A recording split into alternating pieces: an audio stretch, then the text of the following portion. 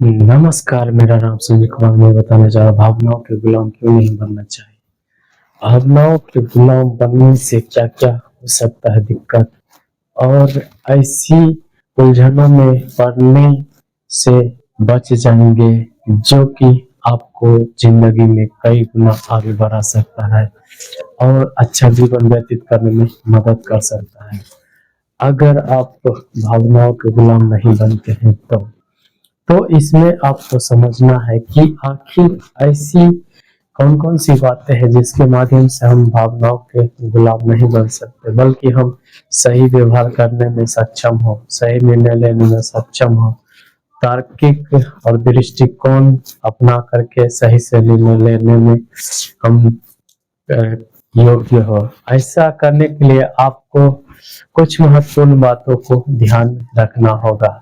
और हर कोई चाहते हैं कि भावनाओं के गुलाम नहीं बने, लेकिन दिक्कत हो जाता है ये कि वो चाहते हैं फिर भी कभी कभी ऐसी उलझने, समस्या, परेशानियों में पड़ जाते हैं जहां पर भावनाओं में बह करके निर्णय ले लेते हैं, भावनाओं के गुलाम हो जाते हैं। लेकिन इसमें ऐसे कुछ महत्वपूर्ण बातें बताया जा रहा है जिसके माध्यम से आप जो है भावनाओं के गुलाम नहीं बल्कि नवाब बनेंगे। और जो नवाब बनते हैं वही अपने भावनाओं को समझ करके सही से व्यवहार करते हैं, सही निर्णय लेते हैं, सही दृष्टिकोण अपनाते हैं, रणनीति अपनाते हैं, सही योजना बनाकर सही कार्य करते हैं और उसमें सफलता, कामयाबी को प्राप्त करते हैं। तो देर न करते हैं, वही बातों को बताना शुरू करते हैं। पहली बात, तर्कहीन निर्णय लेने की प्रवृत्ति। मतलब उसमें कोई तर्क ही नहीं है, कोई तार्किक व्यवहार ही नहीं है, और दृष्टिकोण जो है, व्यवहार करने के दृष्टिकोण भी सही नहीं होता है। लेकिन वही जो तार्किक होता है वो व्यक्ति जो है सही से सोचता है, सही विचार करता है और सही दृष्टिकोण अपनाता है और सही दृष्टिकोण से व्यवहार करता है। तो ये सब आप में होना चाहिए, ये गुण लक्षण, जिससे आप सही से सोच विचार कर सके, सही से व्यवहार कर सके। इसके लिए इस प्रकार का लक्षण आप में होना ही चाहिए। दूसरी बात, आत्मनियंत्रण की कमी। फिर उस व्यक्ति में आत्मनियंत्रण की कमी होता है। उसमें हो गया गुस्सा करना, क्रोध करना, ईर्ष्या होना, जलन होना, इस प्रकार से स्वभाव उसमें पाया जाता है, जिसके वजह से लोगों से वो क्या दूर होंगे, लोग ही खुद उससे दूर हो जाते हैं। ये सब कारण है कि भावनाओं के गुलाम बनने के चलते होते हैं। और वैसे व्यक्तियों को जो है अच्छी अच्छी बातें बोल करके, मीठी मीठी बातें बोल करके उसका इस्तेमाल कर सकते हैं, उसका गलत इस्तेमाल भी कर सकते हैं। इसलिए चाहिए कि हम सही से व्यवहार करने वाला हो, सही से सोच विचार करने वाला हो और सही निर्णय लेने वाला हो और सही दृष्टिकोण अपनाने वाला हो। तब जो है आप व्यवहारिकता को सही से समझ पाएंगे। और जो मतलब वार्तालाप होता है, बातचीत होता है, उसमें किस प्रकार से हम लोग को योग्य रहना चाहिए, सही बातें समझ में आता है, जिसके माध्यम से वो तर्क करते हैं कि इसके भावनाओं में बह करके हम इसके बातों में आ जाते हैं तो क्या हो सकता है, किस प्रकार से हमें इस्तेमाल कर सकता है, ये सभी बातें होता है। तो वो ज्यादा क्रोध नहीं करते, ज्यादा बोलते नहीं, लेकिन जो बोलना है वो बोलते भी हैं। तो इस बात के ऊपर ध्यान देना है। और जो व्यक्ति जलन, ईर्ष्या, क्रोध करते हैं वो अपने आप को ही नष्ट कर लेते हैं। और होता है ये कि वो लोगों से दूर नहीं होते हैं, लोग खुद ब खुद उससे दूर हो जाते हैं। इसलिए इस प्रकार की लक्षण नहीं होना चाहिए।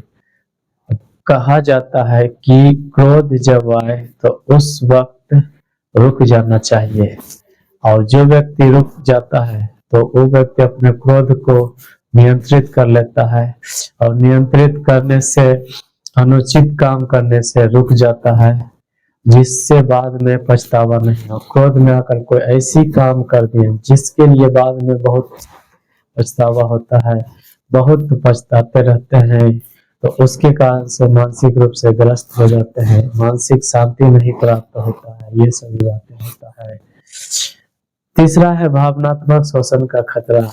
फिर जो व्यक्ति भावनात्मक रूप से कमजोर होते हैं और मानसिक रूप से कमजोर होते हैं, वो भावनात्मक शोषण का खतरा के शिकार हो सकते हैं।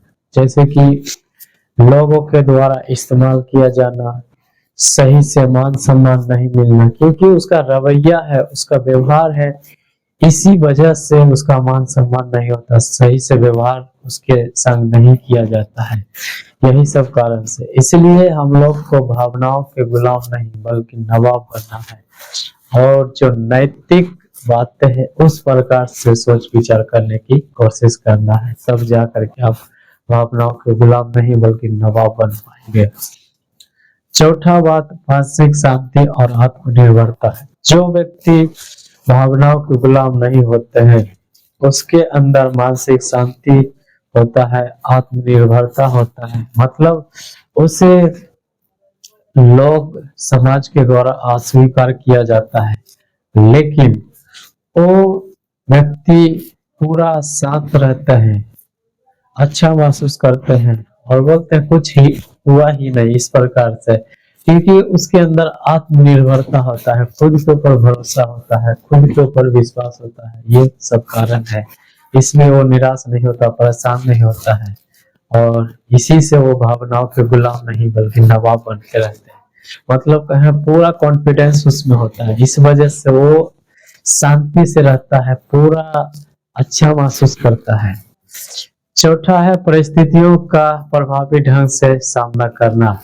जो व्यक्ति आत्मविश्वास से भरे रहते हैं और अच्छा महसूस करने वाले होते हैं, तो परिस्थितियों का सामना वो डट करके करते हैं और वो परिस्थिति को तुरंत कहें खत्म कर देते हैं। उसके अंदर ये हौसला होता है कि जब खुशी ज्यादा दिन नहीं टिकता है, ज्यादा देर नहीं टिकता, तो दुख की क्या औकात है कि ज्यादा देर टिके और हमें परेशान ही करते रहे, ये सोचता है। इसलिए परिस्थितियों का सामना वो प्रभावी ढंग से कर पाता है वो व्यक्ति, और वो व्यक्ति परिस्थितियों का सामना प्रभावी ढंग से करने का कारण है कि वह व्यक्ति भावनाओं का गुलाम नहीं होते हैं, भावनाओं में बह करके निर्णय नहीं लेते हैं, बल्कि उस पर तर्क करते हैं, सोच विचार करते हैं, सही से सोचते हैं, उसके बाद ही कुछ करने की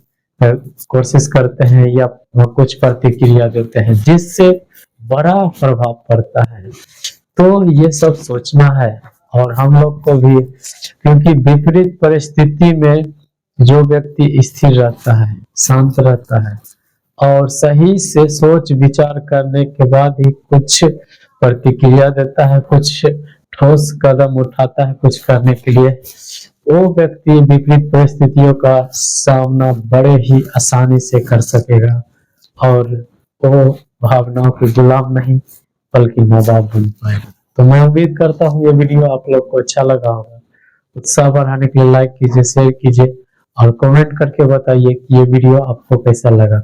चैनल पर पहली बार है तो चैनल को सब्सक्राइब कर लीजिए, घंटी कॉल वाले बटन पर दबा दीजिए। वीडियो पूरा देखने के लिए आपका दिल से धन्यवाद।